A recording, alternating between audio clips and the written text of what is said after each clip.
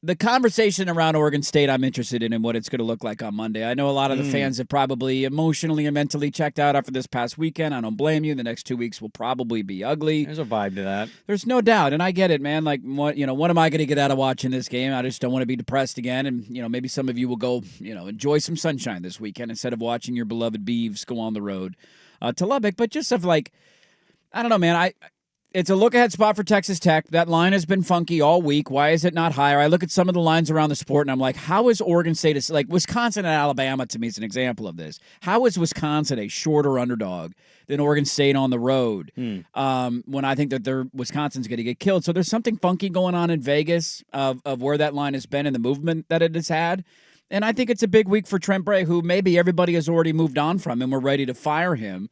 But he's got a chance to do the funniest thing possible the week after we fire him, a la Billy Napier last year and winning the game on the road in Lubbock, which I don't think is going to happen.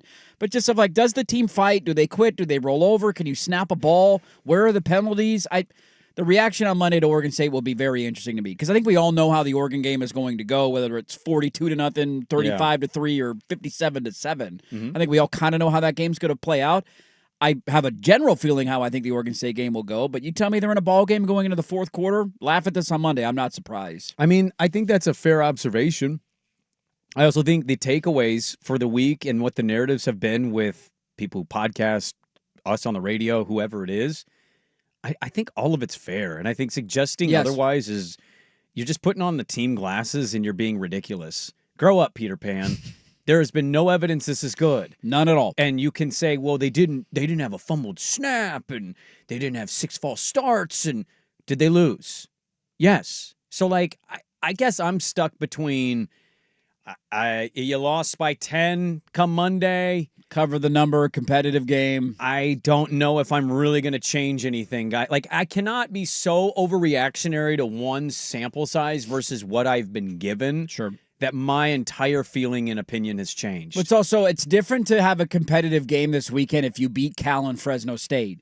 Then you say, all right, we went on the road and lost by 10. Year 2 or if you won last weekend and you Right. didn't have all the issues and you're 1-2, you're not staring a potential 0-5 start in the face. I agree with that. I go back to Ryan Clark yesterday, though, and saying I think if he goes 0-4, he's 1-12 in his last 13. That sounds right. I think they were 4-1 to start last year before finishing 1-6 the rest of the way. So, and then 0-2. Well, I guess that'd be what? 1-11. I mean, doing math live on yeah, air is whatever. We but shouldn't do that. I mean, but that's almost a full season of games we would have evidence of. Yeah. And so it's like people want to hold on to a couple good positive, moral victories come out of this game. I think you're just doing that to your own detriment.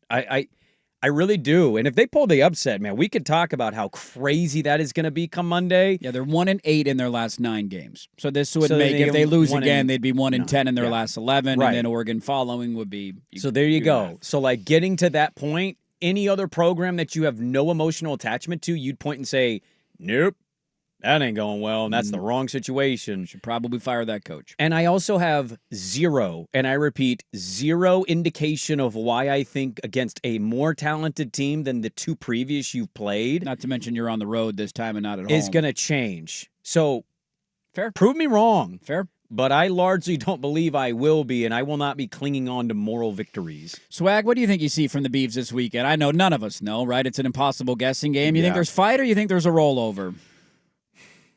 Well, I think they can fight and still get blown out. No doubt about it. I would say between the I just think when you lose a game the way that they did, and the coach is cussing, and this long snapper has the yips, like that just they've yelled at each other in both games.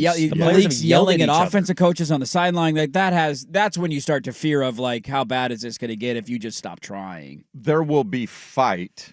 I just don't know what they could.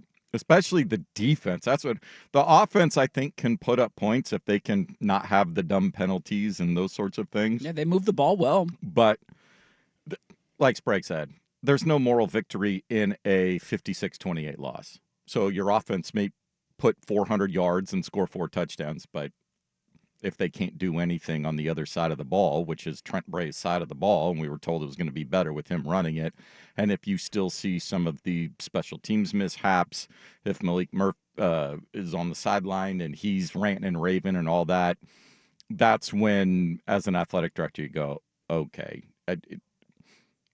are there signs that the group is coming together and they will fight through and do it together, or is it just coming apart at the seams and I have to do something now? Well, not to mention, too, like if it does get ugly this weekend, I think we have a feeling about how next weekend's going to go in Eugene. What's the home crowd for a Friday night game against Houston in 3 weeks if this thing continues on the trajectory Let's that just it's get on, ahead of so. this now, dude. Like, because I know next week and people are going to be like, oh, this game still means something to me. Like, It's real to me, damn it. they're losing.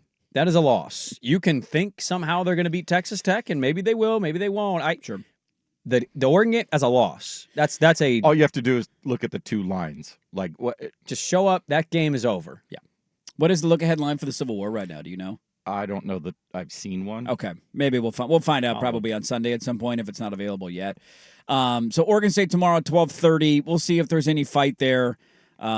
It's not going great for Trent Bray. You're staring an 0-5 start in the face. By the way, you get a look tonight too, as well as your opponent in a couple of weeks. Houston's on the road, I believe, at Colorado tonight. This one is saying, according to they're at home, Action sorry. Network, is right now that's around a 26.5 point spread. Yeah, I mean, I'm taking lay the wood there.